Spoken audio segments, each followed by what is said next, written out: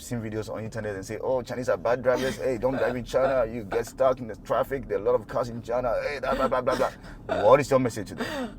When you're coming to China, honestly come with an open-minded. Yeah, just be open-minded because and experience things as they are. I've been driving in China for 8 years now, but I never had an accident. One of the weirdest questions, like you said, one person asked me, I know you don't have cars in Africa. Where did you get the car? where did you learn how to drive the car? Like, it's such someone question. walk up to you and said that to you? Like, we yeah, don't have cars in Africa? Yeah, because they don't know. They say, do you have cars? Do you drive in Africa? So yeah, welcome to my channel. I go by the name King Kwesi, and today I have a special guest on my channel. We've shot a couple of videos together, but let me welcome, she's actually the first woman, a black woman that I saw driving car in China. She's the first woman, a black woman that I saw owning and driving a car in China. So today she's going to talk about her experience as a driver in China, why she chose an EV car. Guys, before we talk about everything in this video, go to her YouTube channel right now, subscribe to the channel, support it. Hi guys, sorry I'm driving here. Hi King Kwesi family. My name is simply Rhoda and I'm a regular on this channel. Maybe you've seen this face before on King Kwesi's channel. So I'm a YouTuber as well. I go by the name simply Rhoda. Just like what King Kwesi has said, I'm a black girl, I'm a driver here. And I mainly create content based on my experiences living in China. And today we're gonna share some of my experiences here on this channel. So subscribe to King Kwesi's channel as well as my channel if you have a chance. So yeah. Yeah. So Rhoda just want to be on 4K subscribers, She's almost at 4,000 subscribers. Guys, subscribe. Go show her some love. Subscribe to her YouTube channel. She's going to talk about her experience as a driver in China, why she chose an EV car, how it's like driving in China, her interaction with the police when they stop her on the way, how Chinese people, react when they see her driving this car, because let me tell you, she's driving one of the expensive EV cars in China now. And I don't know the reaction that she gets from Chinese people. So we are going to talk about a lot about some of these things in this conversation. So stay tuned, yeah? I find this restaurant really So Rhoda, for the purpose of those who didn't watch our video, but I'll leave the link to that video up here. Just click to watch. How long have you been in China in total? I think it's a little over 13 years now. 13 years in China. Yes. And for these 13 years, how many of these years have you been driving in China? I have been driving for 8 years. 8 years in China. Yes. How was it like, getting a driver's license as a foreigner? Because most people even think like it's impossible for a foreigner to drive in China. How were you able to get a driver's license? I have a driver's license in China, but I don't want to talk about my experience. That's why I want you to have this conversation, Okay. How did you get a driver's license in China? Actually, I used to have that mindset as well. Like, it's hard looking at the Chinese language and stuff. So I used to think it was hard. Before one day I met a former student of mine, and he told me that it's actually easier. So getting a license in China, especially if you have been driving in your country or if you have a license from your country, it's much easier than learning from scratch here, because what you need is what I needed, like for my case, what I needed was just to have my driver's license translated into Chinese, and not just translated by an ordinary person, but I had to go to their notarization, like the place, the government approved the place to have my license translated. And after that, I went on to do the eye test, also in the government offices where they do the driving licensing and stuff. And that was it. And I took a test in English. That is multiple choice questions on the computer. 100 questions, right? Yes, and I was told that I needed to pass at least 90 and above. Within 1 hour. Yes. So the unfortunate thing for me during that time was they didn't have any booklet. Like, in Zimbabwe, we are right-handed drivers, but in China, it's left-hand, right? So I didn't have any driving booklet to study like their road regulations here in China. I didn't have, because they didn't have the English booklets. So I was just basing on guessing, and actually my first time was just to experience, like to see how the questions were like. And I was surprised, I actually scored 96, yes. Passed, right? But I was guessing. Oh. Yes, I was just guessing. I didn't know what to expect. I was just going there, just trying to see how the questions are like. And I wasn't expecting to pass, and I did score 96, and immediately I got my license. So that was how easy it was. Is it expensive to get a license in China? Because no. if I could remember, I paid less than 200 kwai for my license. I remember I paid for this process. I paid 10 yuan. Yeah. 10 yuan for actually let's say 20, because 10 yuan was for the license insurance and another 10 yuan was for the photos, because they don't accept you to bring your own photos, so the photos has to be taken there. So all in all, I think I paid 20 kwai. So guys, to get an actual license is very, very, very cheap in China to get a license for the government.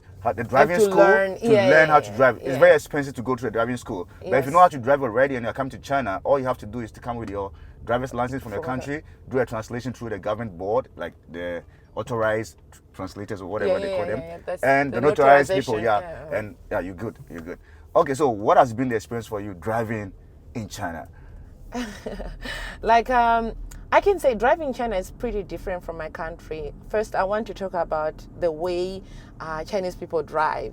I feel like even when you take lessons here in China, you won't actually learn how to deal with the actual traffic on the road, because they don't get to have that experience driving and learning with the real drivers on the road. So when they do it, I think there are a lot of things they don't know. So when you are driving in China, you really have to be cautious about who is in front of you, besides you, or behind you, because some unfortunate things may actually happen. So my experience is, I can pretty say it has been a journey. It has been your journey. Have you ever had an accident? No. Have you ever had an accident driving? No. So you're gonna rate yourself as a good driver in China? I can pretty much say on a scale of 10. On a scale of 10. I think I'm an 8. Okay, I know she's a good driver, but she speeds a lot. That's one thing I don't like. She drives so fast. Anyway, my car is so fast sometimes I can't control it. and Rhoda, okay, so what has been your engagement with the police? Because you know, in other jurisdictions, like in other places around the world, when black people are pulled over by police, sometimes we hear a lot of things that happen, like some of them even get killed, you know? I just want to be straightforward with this conversation. Yeah, I know. What has been your experience with the police? Have you ever been stopped by police in China? And what has been the experience? Yes, actually, it happened a couple of times.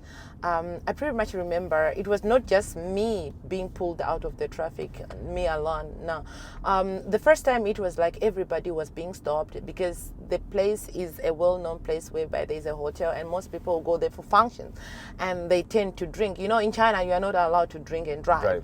Yeah, so they just do these random checks. So they can just stop everybody and ask you to breathe in to check for that. So that was the first time, and they didn't say nothing. Actually, for that, I even if I had drank, they wouldn't have known, because when they realize that I'm a foreigner, they just say go. Yeah, for me. And my second experience was I was turning on the wrong place. Actually, they had a stipulated time, like between this time and this time, you are not allowed to turn.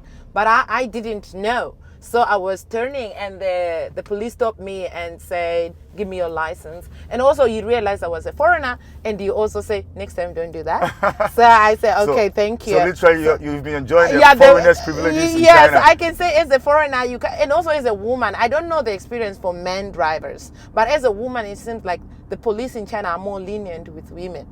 Okay. They are more lenient with women in general. Besides you're breaking the law or what, they are kind of soft on women. So for me, my two cases, they've just let me pass. They just say, okay, go, don't do that again. This time and this time, you should not pass here. So I mean, you are currently driving one of the best EV cars on the market right now. As soon as you get to know it's a black person, you know, what has been the interaction, the reaction from some of the Chinese people, the average Chinese person, when they see you driving this car? Did they ask you some weird questions? Like, because when I was driving here, someone asked me, did I bring the car from Africa? Yeah, I was asked by a Chinese person, did you bring this car from your country? From your country. Yeah, for me, actually, this is a funny question, actually. And it's one of those moments that I, like, most of the time I experience either stares, questions, and sometimes people being shocked. You know, I don't say I enjoy it, but it happens a lot. And one of the weirdest questions, like you said, one person asked me, I know you don't have cars in Africa, where did you get the car?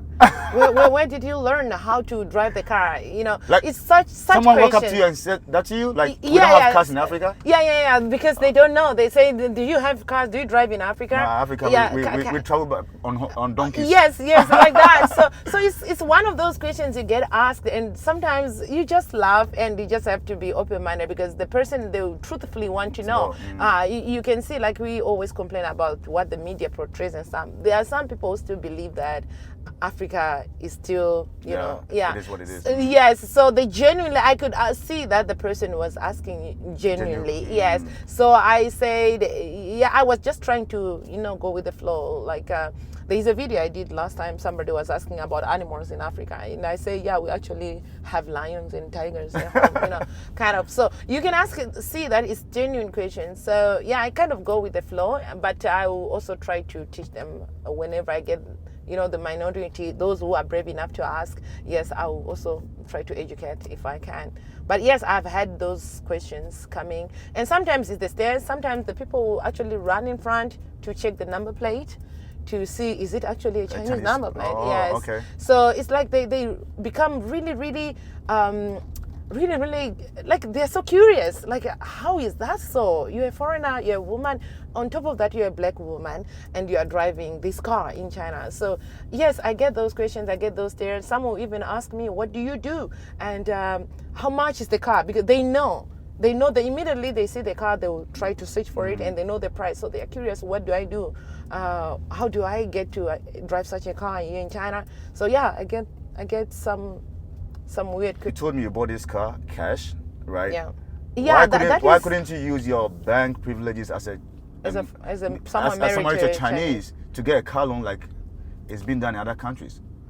Actually, that's one thing that I feel like China should improve on. You know, I don't have a green card in China, and although I'm married here, I still don't have those privileges like getting bank loans and stuff like that. So I needed this car to be in my name. My husband was buying this car for me, but I needed the car to be in my name. And we did apply for a bank loan because my previous car, unfortunately, I bought it through a loan. Right, that was my first car. But for this one, they didn't approve the loan. I think there have been some previous issues with foreigners maybe living without paying up the loans. So the bank system totally changed. As a foreigner, if you want something in terms of like property or an asset, they want you to pay it cash. Yes, for their own safety, like to protect themselves, which I do understand. Yeah, at this moment I can't. If I wanted a loan, this car would have been in my husband's name because he's Chinese. He has the privilege to get an amount from the banks. But for me, I can't, because though I'm married here. Because you wanted the car to be in your name. In my name, yes. The bank couldn't approve. Right. Though your husband got He's all the Chinese. documents and order to support you. Right. Because whose name was going to be on the car? Your name. My name. You are not Chinese. Yes. So that was why you couldn't get a loan from the bank, right? Exactly. Wow. If I really want to be real, I want China that maybe in the next 10 years to be more open to some of these things for foreigners, especially maybe foreigners that are married to Chinese and maybe have a family here, because you have a kid here. You're going to be in China no matter how you look at it. China is still going to be part of your journey. So I feel like some of these things should be looked at going forward, maybe the next 10, 20 years. Right. Maybe China will get to that place. Right. Yeah, who knows? Wow. I mean, so driving here and driving an EV car, why did you choose to switch to an EV car? Like I say, you know, nowadays, I think driving an EV car is cheaper. Is actually cheaper, way cheaper. You mean it's cheaper to drive an EV car now? Yes, it's cheaper as compared to gasoline because let me tell you something. For my brand, I'm not speaking of other brands. For my brand, we have this privilege to do battery swapping. So this battery swapping, we have a chance to do it like 6 times a month, of which I can't use it all. And these battery swapping are totally free. We don't need to pay anything. So that literally means I am driving my car for free for life. But if I exceed the 6 times that we are given per month, then I can start paying. Even if we are paying to have a fully charged battery, probably it may cost you, it depends with the time again that you go to charge or you go to swap. Sometimes the fully charged battery can cost a little over 100 100 yuan. That is maybe not more than $50, not more than $30 actually, right? So it depends. But when I'm swapping, the battery swapping is totally free for us, as long as I am within the 6 times that I am allocated a month. So for me, since I bought this car, it's almost 2 years. I can say I've been driving this car for free, unless if I travel to a place that has no swapping and I need to charge. Then I can pay. But I'm not supposed to. I'm supposed to just swap for free. So I think choosing this car for me, it was a way of saving for me. I don't need to buy gasoline. I don't need to make any budget for like gasoline or whatever. It's totally free. So except for insurance, of course. Once a year I pay insurance, that's it. Oh, okay. So is it convenient to drive an EV car in China?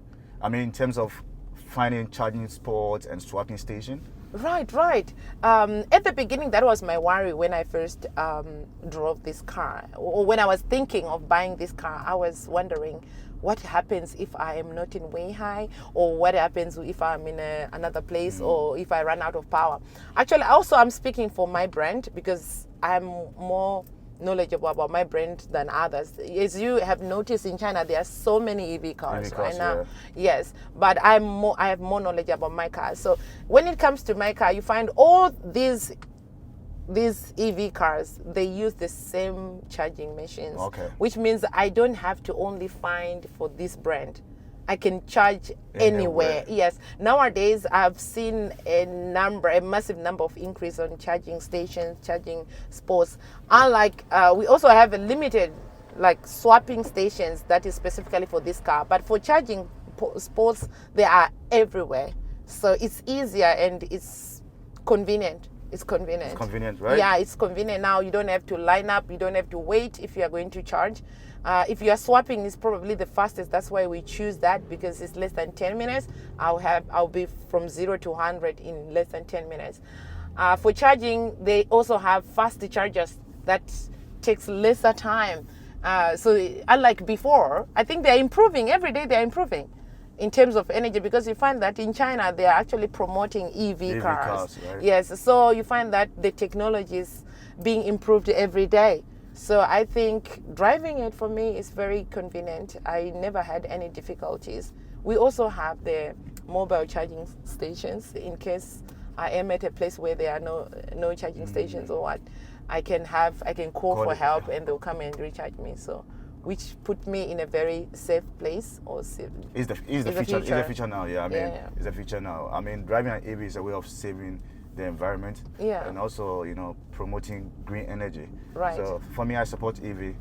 Right. I support EV, and I know, like, I've seen a lot of different brands of EV, and they look so amazing. I did a video about it. They're improving. They're improving every day. Right. And I know, like, other people, I've seen videos of people also, like, coming out China, like, China EVs are not good quality or whatever, but I mean, they need to start from somewhere. Yeah. They need to start from somewhere, and I actually, think China. I can say they're improving. China is actually doing great when it comes to EV. You're right. For me, I don't know, because since I've been using this car, now, like I say, it's almost, you see, I've been driving this car for 720 days, right? For 720. Oh, so you've been driving this car for 720 days? Yes, that I've gone for 18,892 kilometers with this, right? I mean, meaning you're not driving this car. Even though, now, like we look at that, I have never had any single problem with this. That I can say, maybe the EV cars are not good. You know what? I've never had any single problem with that. For the past 720 days, I've never had any single problem. So I think, although people have their own perceptions about Chinese EV cars, maybe they want to compare with Teslas and stuff, but I think Chinese technology is way, way higher. Like, if you look at the batteries and stuff like that, the live batteries, even Teslas is getting that from China. So, so I think they are leading right now. The Chinese EV manufacturers are leading right now because they are improving their technology all the time. Amazing. I think you did a video like that before, yeah, right? you can just click to watch it up here. Guys, let me show you this. Look at the sunset. Oh, my goodness, beautiful. It's beautiful. Oh my goodness. So Okay. what is your message to people coming to China who want to drive here, but they've seen videos on internet and say, oh, Chinese are bad drivers. Hey, don't drive in China. You get stuck in the traffic. There are a lot of cars in China. Hey, blah, blah, blah, blah, blah. What is your message to them? The thing is, like I'm sure I'm repeating the words that have been said several times by other people on YouTube, or you may have had them before. Like, when you're coming to China, honestly come with an open-minded. Yeah, just be open-minded, because if you have so many expectations, that's when you have stress, and that's when you may get not like disappointed. it and be disappointed. That's Yeah. right. But to be honest, when you come here, some of the things that you have heard or the rents you have had, they depend on each and like one's experiences. Come with your own, like be open-minded and experience things as they are. I've been driving in China for 8 years now, but I never had an accident. Of course, there are slow drivers, they are what, but you will soon get used to that. And you'll find your way to navigate through that. So just be open-minded and enjoy. And don't be afraid to drive in China. Actually, it's more convenient and easier. And even buying cars, there are more options now in China. And don't be afraid of what you hear. Just come here, drive. Don't be afraid of what you hear on the internet. Don't be afraid from what you see on the internet. Just come, drive. Hey, you know one thing about China, there are also cars, like EV cars somewhere that you can scan, guys. You can scan and drive to any point. There's so many means of transport in China. So when you're coming, guys, the options are just many. They are countless. Just make your own choice. So, Rhoda, thank you so much for coming again to share this experience. You and are welcome. If you are watching this video, please go to your channel, subscribe, and support it. Sure, I'm waiting for you there. we have been doing YouTube for 5 years now. Yeah, I know her from the days of Rhoda John. So please, let's support her. Go to your channel right now, subscribe, share her videos. I mean, she's doing amazing content from China. Share her everyday experiences just like I do here. Let's support ourselves and let's grow. Peace Thank you out. so much, King Chrissy, for inviting me to your channel. Bye. Bye.